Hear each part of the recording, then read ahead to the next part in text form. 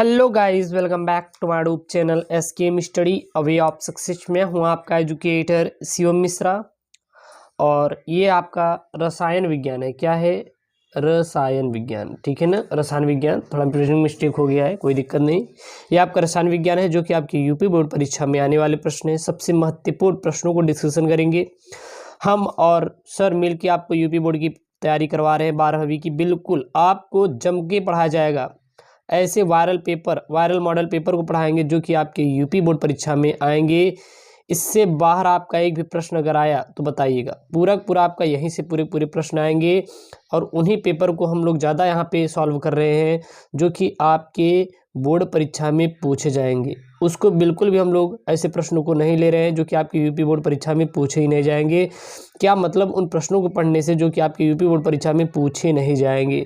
तो आपको स्मार्ट तरीके से आपको पूरा नंबर दिलवाएंगे। बिल्कुल भी आपके साथ ऐसा नहीं होगा कि हम आपको ऐसे प्रश्न दे दें जो कि आपकी यूपी बोर्ड परीक्षा में आए ही ना और आप पढ़ के चले जाएं। तो उन प्रश्नों को बिल्कुल भी आपको पढ़ने की जरूरत नहीं है मेरे प्यारे बच्चों।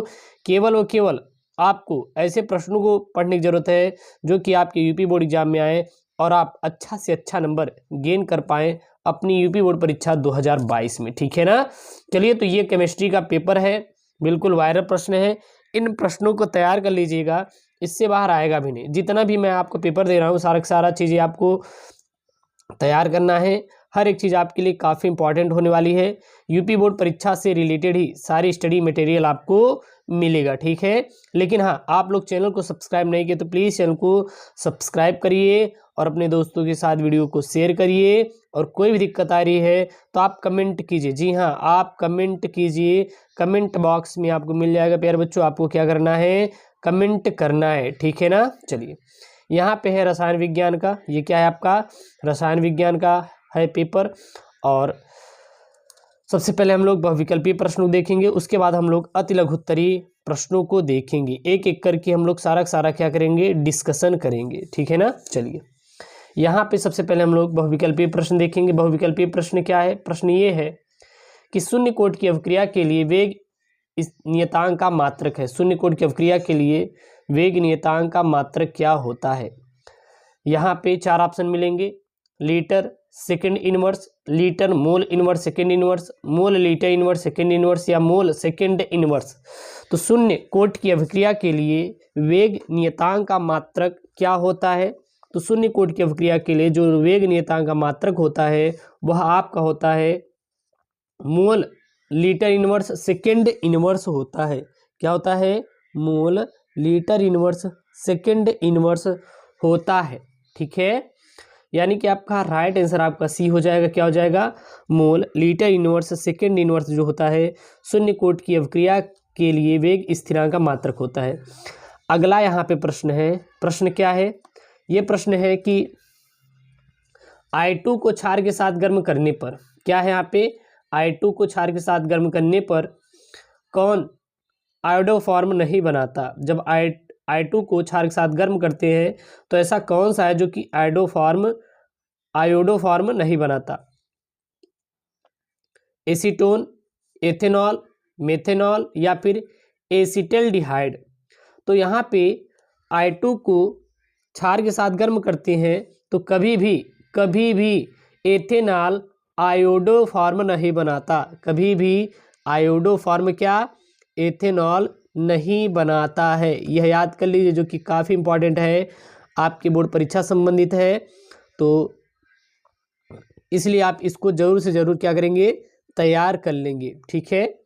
I2 को क्षार के साथ गर्म करने पर कौन आयोडोफॉर्म नहीं बनाता? तो जो एथेनॉल होता है कभी भी आयोडोफॉर्म नहीं बनाता। अगला यहाँ पे ल्यूकास अभिकर्मक के प्रयोग से पहचान किया जाता है। ल्यूकास अभिकर्मक के प्रयोग से पहचाना जाता है या किसकी पहचान की जाती है? नाइट्रोएल्केन एल्कीन। ल्यूकास अभिकर्मक के प्रयोग से पहचाना जाता है। क्या पहचाना जाता है? नाइट्रोएल्केन या एल्कीन या फिर एल्कोहल या फिर एल्किल एमीन। तो ल्यूकास अभिकर्मक में जो पहचाना जाता है वो पहचाना जाता है एल्कोहल। राइट आंसर क्या हो जाएगा? सी हो जाएगा। अगला यहाँ पे प्रश्न है। प्रश्न क्या है? एसिटिक अम्ल। क्या है यहाँ पे? एसिटिक अम्ल की क्रिया डाइएजो मेथेन से कराने पर बनने वाला यौगिक है। एसिटिक अम्ल की क्रिया, एसिटिक अम्ल की क्रिया किससे करा देंगे? एसिटिक अम्ल की क्रिया डाइएजोमेथेन से कराने पर बनने वाला यौगिक है। बनने वाला यौगिक कौन सा है इसमें से? मेथिल एसीटेट है, या यहाँ पे है एथिल एसीटेट है, या फिर यहाँ पे क्या है मेथेन, या फिर मेथिल एमीन। क्या है? Methyl amine. इसका आपको राइट आंसर देना होगा। तो एसिटिक अम्ल की क्रिया डाइएजोमेथेन से कराने पर जो बनने वाला यौगिक होता है वह आपका मेथिल एसीटेट होता है। क्या होता है? मेथिल एसीटेट होता है। याद रखना, एसिटिक अम्ल की क्रिया डाइएजोमेथेन से कराने पर बनने वाला जो यौगिक होता है मेथिल एसीटेट होता है। क्लियर है यहाँ तक? चलिए अगला यहाँ पे अतिलघु उत्तरीय प्रश्न है जो कि काफ़ी इंपॉर्टेंट है। यहाँ पे एक अभिक्रिया दिया है, रिएक्शन, और यहाँ पे आपको पहचानना है कि ए क्या है। तो यहाँ पे COOH सिंगल बॉन्ड COOH को हम लोग एथिल अल्कोहल से क्रिया करा रहे हैं। तो यहाँ पे किसकी उपस्थिति में? सांद्र H2SO4 की उपस्थिति में जब क्रिया करा रहे हैं तो H2O हमारा तैयार हो रहा है। तो यहाँ पे ए क्या है?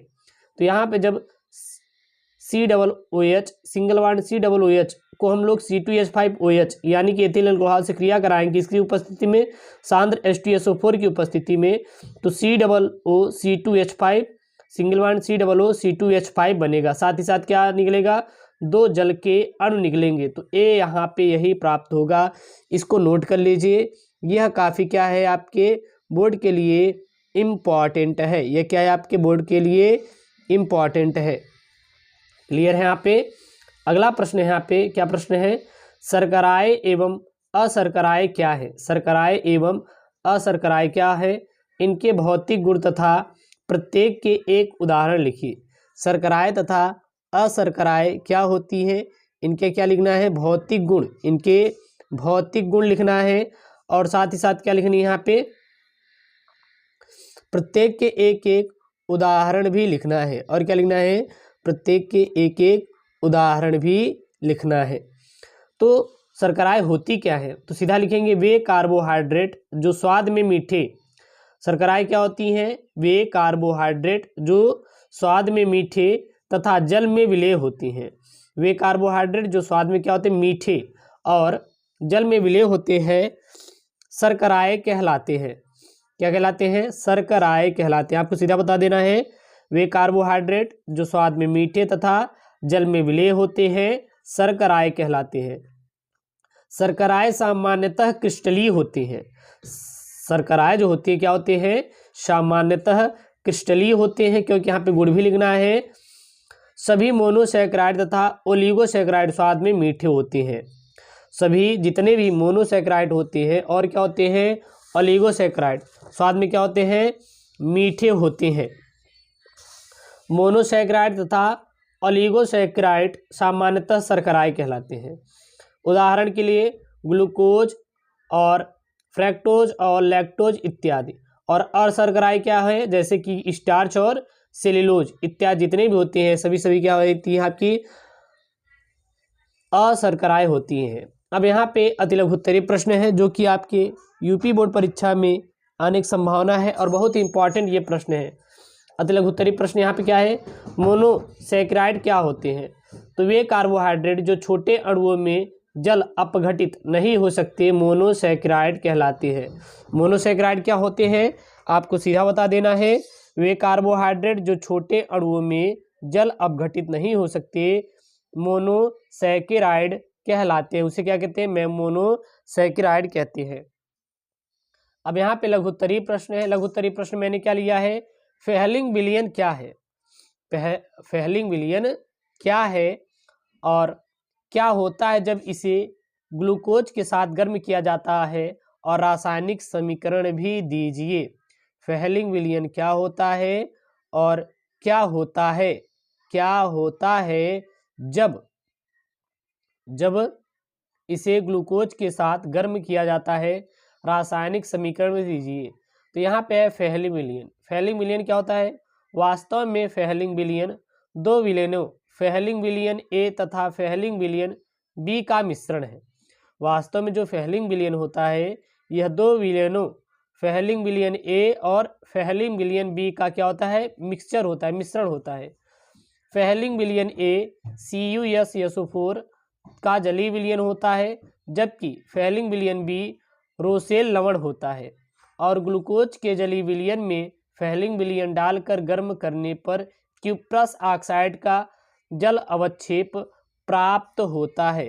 तो यहाँ पे देखिए एक ग्लूकोज है, ग्लूकोज को किसके साथ, फेहलिंग विलयन के साथ मैंने यहाँ पे क्रिया कराई, तो ग्लूकोज अम्ल साथ ही साथ क्यूप्रस ऑक्साइड का लाल अवक्षेप प्राप्त हुआ। ठीक है ना। अब यहाँ पे है दीर्घोत्तरीय प्रश्न। दीर्घोत्तरीय प्रश्न में क्या है, टॉलेन अभिकर्मक क्या है, इसकी ग्लूकोज के साथ अभिक्रिया का समीकरण दीजिए। यानी कि टॉलेन अभिकर्मक होता क्या है आपको लिखना है, साथ ही साथ इसकी ग्लूकोज से यदि क्रिया करा दे तो इस अभिक्रिया का समीकरण क्या बनेगा। तो अमोनियम सिल्वर नाइट्रेट का विलयन ही टॉलेन अभिकर्मक कहलाता है। जो अमोनियम सिल्वर नाइट्रेट का विलयन होता है इसी को क्या कह देते हैं हम लोग, टॉलेन अभिकर्मक का नाम दे देते हैं। इसी क्या देते हैं, टॉलेन अभिकर्मक का नाम दे देते हैं। क्लियर है। टॉलेन अभिकर्मक की ग्लूकोज के साथ क्रिया यानी कि अभिक्रिया, तो ग्लूकोज टॉलेन अभिकर्मक अर्थात अमोनियम सिल्वर नाइट्रेट विलयन को सिल्वर दर्पण में या सिल्वर के काले अवक्षेप में अपचित कर देता है, जिसका रिएक्शन यहाँ पे दिया गया है। क्लियर है। अगर आपको यहाँ पे कोई दिक्कत हो तो बिल्कुल कमेंट कीजिए और इन सभी प्रश्नों को आप तैयार कर लीजिएगा, जो काफ़ी इम्पॉर्टेंट है और आपके यूपी बोर्ड परीक्षा 2022 में बिल्कुल यहीं से प्रश्न आएंगे, एक भी आपका बाहर से आने वाला नहीं है। इसलिए आप इन सभी प्रश्नों को अच्छे से तैयार कर लीजिए। कोई भी कहीं से भी दिक्कत होगी तो बिल्कुल आप कमेंट कीजिए कमेंट बॉक्स में। और बाकी आप हमारे इसका PDF SKM study YouTube channel से आप डाउनलोड कर सकते हैं। साथ ही साथ आप SKM स्टडी क्लासेस वेबसाइट पर जाके इसको पढ़ सकते हैं। ओके दोस्तों, थैंक यू, जय हिंद।